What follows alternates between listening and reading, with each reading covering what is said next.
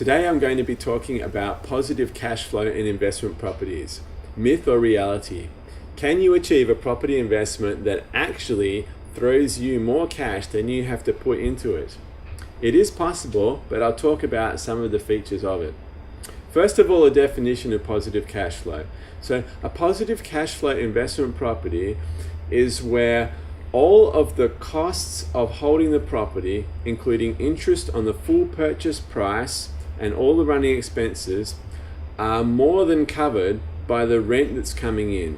In other words, you have a cash surplus after paying for all the costs associated for that property. The property is actually creating money for you. Sounds great, and that's what we do property investment for. But not many investors actually achieve that. All right, let's look at the features or how to get it. But maybe I'll start off by saying, if you look at the average property in Perth, it has a rental yield of around 4.5%. Now that is a gross rental yield. And a lot of people look at that and say, hey, 4.5%, okay, that's good. But they forget the expenses. So operating expenses on a rental property are typically between 40 and 50% of all of the income. And so that 4.5% gross rental yield will very quickly get cut back to maybe 3% or even less net yield.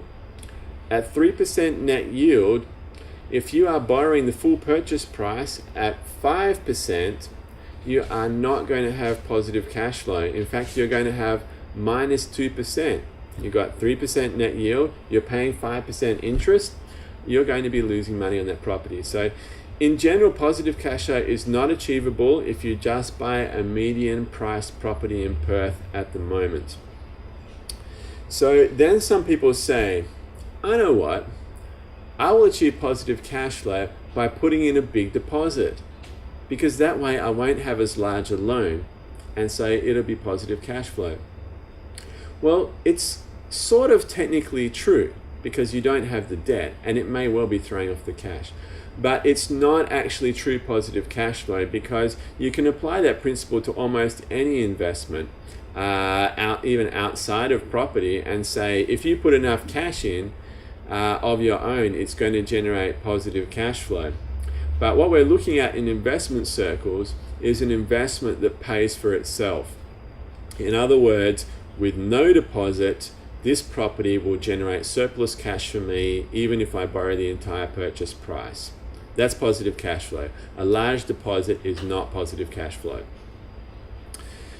The next thing I want to talk about is back to that issue of rental yield and gross versus net yield. A lot of people think that when you have rent, like $400 a week, you times it by 52. So they get that 400, they times it by 52, what does that make it? 20,800, and they say to themselves, hey, I'm going to get $20,800 of rent every year. You're probably not going to. In your budgeting for property, you need to allow for 3 or 4 weeks vacancy every year, particularly in slow market conditions like what we have right now. You're typically not going to have rent earned every single week of the year. So 48 weeks is usually a good figure to use for budgeting when working out what kind of cash flow is going to be generated. Then you also have the issue of non-payment. So let's just say you've fixed the vacancy issue, you've got a tenant, they're in there. It's quite possible that at some stage they're going to default in rent, and we may not eventually get that. So we're going to lose maybe 1 or 2 weeks out of that year to tenant default.